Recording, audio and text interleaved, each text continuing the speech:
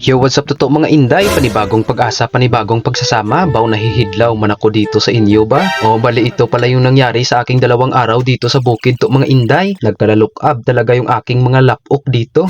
Pagpasensyahan nyo na pala kung ganito yung tono ko dito to mga inday no, kasi Ilonggo ako at mas komportable ako pag ganito yung tono ko pag nagvo-voice over ako. Pero kung alam mo lang, mas komportable ako ya sa feeling mo. Tinatagalog ko lang kasi mayroong mga Bisaya na nanonood sa akin at para maiintindihan din pala nila yung mga pinanghahambal ko dito. O bali yung kasama ko pala dito ngayon to mga inday ay si Mama lang at agad na siyang dumiretso sa talungan para mandilig ng mga bagong pananim na talong namin doon. Kaya ako naman yung naka-assign para magluto ng pananghalian namin at magdidipara ng aking mga asawa. O dahil hindi ako makakagawa ng mga video na drama-drama ngayon dahil kailangan ko munang tumulong dito sa bukid kasi si Mama mayroong karamdaman at hindi siya makakabuhat ng mga mabibigat na bagay dito at si Papa naman ay wala din dito to mga inday dahil may importanteng pinuntahan kaya sumama ako dito kay Mama para tumulong sa kanya. Ito talaga yung daily routine ko dito sa bukid to mga inday ho, ang magdidipara ng mga baby loves ko at magpapakain ng mga manok, magpapalabas ng mga kambing at magdidilig din ng talong sapagkat may bagong tanim naman kami dito. O sa puntong ito totoo mga inday, hindi na ako nagpaligoy-ligoy pa nakukuha ng maitim namin na kaldero at kikis-kisan ito dahil magsasaing ako dahil mag-aalas 10 na. O mababalaan mo talaga na pobre kami kasi maitim yung kaldero namin. Hindi pa kasi ito nakatilaw ng kiskis. Pati ako hindi din nakatilaw ng kiss. Dahil pagkatapos naman itong kikiskisan nimo, mag-iitim na naman ito ulit sa kalayo dahil kahoy ang ginagamit namin. O bali 2 baso pala at kalahati yung isasaing natin ngayon dahil 2 lang naman kami dito to mga inday. At kayo naman, magtitingin na lang kayo dyan, manonood na lang kayo dito, hindi na lang kayo kakain. At yung kalahati naman dito to mga inday para ito kay Miming na nagsisiting pretty lang dito sa payag. Pero hindi ko naman pala mababasol itong si Miming to mga inday dahil siya yung nagbabantay ng payag namin laban sa mga ilaga at toko dito. Kaya nung sinunaad ko na ito to mga inday, isasalin ko na muna yung 2 asawa kong palaging gutom. Hinihingagaw ko lang dito kasi may sinasaing pa ako doon. Yung isa dumiretso na agad doon sa sapa, kaya doon ko na lang siya itinali kasi gusto niya daw mag-swimming. Yung inahin naman dito ko inihigot sa ilalim ng kahoy. Baw may isa pa dito sa ilalim ho, baw iwan ko kung kaninong asawa ito ang haba pa naman ang higot niya. Kaya isinalin ko na yung itinalian niya dito. Baka kasi magnilabutanay dito yung mga asawa namin at maguramusay ayawan. Gid ako ya katambag nito. Bumalik na agad ako dito sa aming payag dito to mga inday at nakita ako dito na bumubukal na pala ito yung sinaing ko. O kaya sa puntong ito no, magluluto na naman tayo ng ulam. Baw, surtidos lang pala yung dala ni Mama dito. Wala man lang lubi na igagata at wala din lang man sardinas na ilulunod. Baw, magpapakot-pakot na naman ako ng ilulunod ko dito ba? O kaya naalala ko pala na what if lulundan ko na lang ito ng tanglad para at least merong lasa kahit na tanglad lang pero at least may lasa blahaw. Kaso wala pala kaming tanglad na tanim dito to mga inday kaya pumunta na lang ako kay Uncle Pael para mangayo ng tanglad Kaso wala din palang tanglad si Uncle Pael dito. Tapos talaga ito kaya dumiretso na lang ako dito to mga inday sa payag ni Nanay Nili at nakita ko dito yung tanglad ni Nanay Nili sa higad ng daan. Baw, parang mamamatay naman ito. Mas payat pa naman ito kisa sa akin. Baka kung bubuhinan ko bala ito basi magwawangal bala si Nanay Nili kaya dumiretso pagit ako dito to mga inday pababaw dahil doon na lang ako manguha sa tinaniman ni Matmat sa gilid ng daan. Madaming tanim kasi natanglad si Matmat dito kaya pumitas na ako dito to mga inday nang ilulunod ko lang at dahil nauumol ako dahil lang sa tanglad na ito sobrang layo ng pinuntahan ko ginalbot ko ang isang puno dito Sorry na lang talaga Mat maglilisensya na lang ako sa iyo pag nagkita tayo. Pagbalik ko dito to mga inday, nasiod na pala yung asawa ko dito sa ilalim ng puno. Baw, nag-iinga-inga pa siya kasi akala niya kumpay yung dala ko. Pag pinasimhot ko sa kanya, sabi niya man gali, tanglad pala iyan. Nagkakaintindihan pala kami. Pagkatapos kong ginisa ito to mga inday yung surtidos, nilagyan ko ng special tanglad na ito na from kinuha ko dito sa Matmat Gardens. Ito yung patunay na kapag special ka sa akin, pupuntahan talaga kita Baw, dugay-dugay pa dumating dito si Matmat. Hindi talaga nagpapalibak dito sinong Matmat to mga inday. Sinabi ko agad sa kanya nanangawat ako ng tanglad niya doon. Pero sabi niya wala naman daw problema yon. Kaya pala nandito si Matmat to mga inday dahil maghuhukay pala kami ng bubon mamaya doon sa ibabaw. Dahil may tuburan doon at doon namin ikukonekta yung mga tubo papunta sa aming talungan. At doon kami kukuha ng aming pambiniyag dahil walang susuporta na tubig dito ngayon dahil tagtuyo na naman. Kaya sa puntong ito to mga inday kumain na kami ni Mama at ni Matmat. So hindi pa pala nakakain si Matmat dito dito to mga inday. Ati tingala ko na walang problema sa kanya na ninakaw ko yung tanglad niya kasi dito pala siya kakain. O baka meron kayo diyang pwedeng iririto kay Matmat na pwede niyang asawahin. Naaabta na lang kasi ng bagong taon, hindi pa ito nakahanap si Matmat ng kanyang maaasawa. Kahit ano lang na babae, basta babae yan. Kahit na balo, laon o biniyaan, basta si Matmat hindi yan mag-aatras. Ang moto kasi ni Matmat totoo mga inday, kahit na walang asawa sa buhay, basta merong tanduay.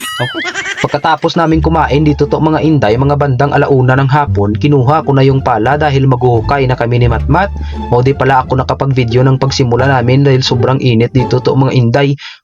Yung cellphone ko nag-overheating dahil mainit yung paligid. O dahil sa sobrang init, binalot ko yung katawan ko to mga inday sus magbabalik klase na kasi budlay na palok tayo doon sa paaralan. Pero itong sinong Matmat, sus tingnan nyo balaho. Grabe parang maghuhubad pa nga siya. Kasi ang sabi niya, ang giginuot daw kapag binubukot niya yung katawan niya. Sus grabe ka man nung Matmat ba? Kung nakita nyo talaga dito to mga inday ang putik, ang dami talaga ito mga inday. Sus ayawan, ako pang kandos dito palabas. O sa puntong ito, ako naman yung naglo-look up ng lupa dito gamit ang tagad, tapos sinong Matmat naman yung nagkakamay papalabas ng mga lupa. So sa kalawigo ng aking paglo-look up dito to mga inday, pati yung lapok ko dito sa palad ko look up din. So sobrang hapdi daw, mas hapdi pa ito nung ibinigay ko ang lahat sa iyo tapos iniwan mo lang din naman pala ako sa huli. O sa loob ng 5 oras naming paghukay dito to mga inday, huminto na si Matmat dahil alas 4 na daw at mag-uurit na siya. Nag-iinadlaw lang kasi siya pero ugto na siya nagsimula dito. Kaya ito na lang yung nahukay namin dahil ang sabi niya bukas na naman daw, aagahan pa namin daw bukas. Pagkatapos noon dumiretso na ako dito kay mama to mga inday dahil umuwi naman si Matmat. Tinulungan ko na lang dito si mama sa pagtatanim ng punla. Simple lang naman magtanim ng mga punla dito to mga inday, ibabaon mo lang naman ito sa lupa. O bali naglalagay po talaga kami ng vermicast dito sa kada spot na aming tataniman para hindi mabilis matuyo yung spot na aming ibubugsukan. Para magtitinir yung tubig at moisture dyan para hindi madaling malanta yung aming tinaniman. May tinunan man tagali sa agriculture ba? O hindi na talaga mapupunggan yung pagtutunod ng adlaw dito to mga inday, kaya dinipara ko na lang yung mga asawa ko. O kinabukasan naman to mga inday, bumalik naman kami ni mama dito sa uma. Yung buhay namin araw-araw ay sadyang ganito palagi pero sanay naman kami. Pagdating pala namin dito sa kubo to mga inday, nakatingala agad yung mga asawa ko sa akin dahil nababatsaga na siguro nila yung init. O kaya pinuntahan ko sila at kinuha ko na lang sila to mga inday habang si mama naman ay dumiretso doon sa talungan para mamunyag. Dinala ko na dito yung mga baby loves ko sa sapa to mga inday dahil dito sila magpapahulom-hulom sa munting resort namin. O pag ikaw ay nag-aatipan din ng mga honey bun, sugar plum, hampiam na ito, makakarelate ka talaga sa ginagawa ko na basyahan ito ng tubig para mabasa yung ulo. Buti pa itong mga sungayan na ito dahil naliligo samantalang ako hindi. O si Matmat naman niya totoo mga inday, kanina ako pa hinihintay kasi ang sabi niya kahapon, agahan pa daw namin dito sa pagkukutkot ng bubon pero hanggang ngayon hindi pa siya nakabalik dito. Ay sus, saan siguro ya pumunta si Matmat ya? O kaya pagbalik ko nga dito sa aming payag to mga inday, nakita ko na parang ang kakalat pala ng paligid namin dito. So sobrang dumi pala ng aming payag bago lang ako nakamulalong, baka may pumunta dito na dalaga at hindi ako nakapanglimpyo, mahuhuya tayo. Pagtingin ko nga dito sa loob to mga inday so ari man niya imong kagamitan na parang life ko, hindi ko maiintindihan, nagrarambo lang sa loob o kaya sa puntong ito naglagay na ako ng takurong dito dahil may gagawin tayo to mga inday.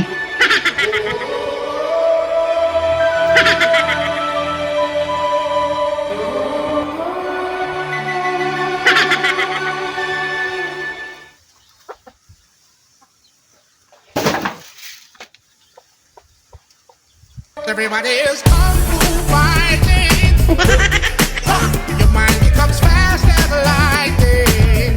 Although the future is a little Makikibot gid talaga si mama daw pagbalik niya dito sa payag daw dahil nang linis ako. Yung the 99% ko kasi ay lahat katamaran yon. Yung 1% na lang yung ginamit ko dito to mga inday. Siguradong magugulat si mama at magkakanta na naman siya ng Himala nga anang limpyo ka, giabot naman ang ulo mo himala. Umuwi sa umaha, hindi ko git makibaylo sa syudad na magamo. Parang ang bilis ko lang itong nilinisan to mga inday naka-timelapse kasi pero sa totoo daw mamamatay ako sa kakasakit ng likod ko dito.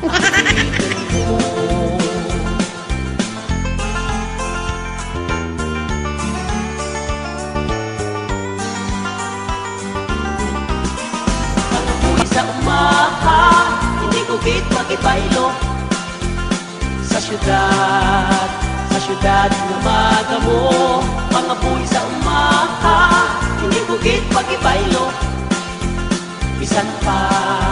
O tapos na, tingnan nyo bala yung before and after to mga inday ho.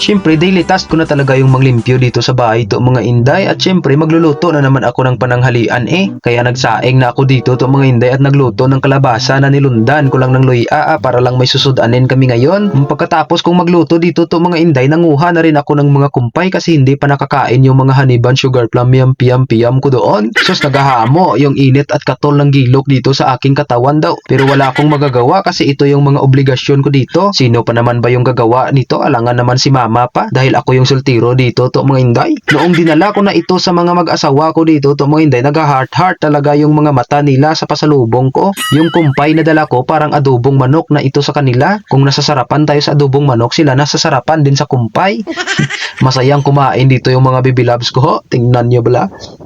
Pagkaabot nga ng alas 3 ng hapon dito to mga inday, nag-una na sa pag-uwi si mama dahil ihati daw nila ni papa yung kapatid ko sa La Carlota. Kaya nag-iwan na lang siya ng gawain ko dito. Natitimplahan ko daw ng insecticide yung mga pananim dito dahil kinakain ng mga sapat-sapat.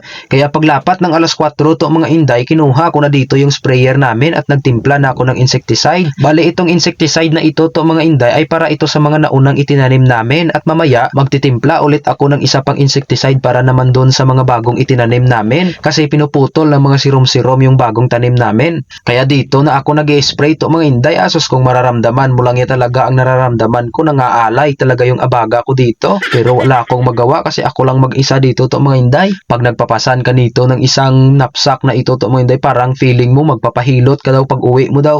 Pagkatapos kung ang mag-spray dito to mga inday sa mga naunang itinanim namin, tumimpla ako ulit ng Spartan para sa mga bagong itinanim namin para hindi ito putulin ng mga sapat-sapat. O ganito yung trabaho namin dito sa bukid to mga inday no, at alam ko na at alam nyo na mahirap ito at nakakapagod. Ngunit nasanay naman kami sa ganitong gawain at buhay Ito lang kasi yung source of income namin at pinagkukunan ng mga magulang ko para lang makapag-aral kami. Ang pagtatanim-tanim lang ng gulay dito sa bukid at binibinta. Kaya kaming mga anak nila yung naging katuwang nila sa hirap ng buhay. Kaya ginagawa din namin ang aming makakaya para matulungan sila namin to mga inday dahil tumatanda na yung aming mga magulang. Kaya sa puntong ito natapos ko na dito yung inisprayan ko habang palubog na rin yung araw. Kaya hanggang dito na lang to mga inday dahil magpapakain pa ako ng manok at magsasalin ng mga asawa ko. Bye-bye, ingat!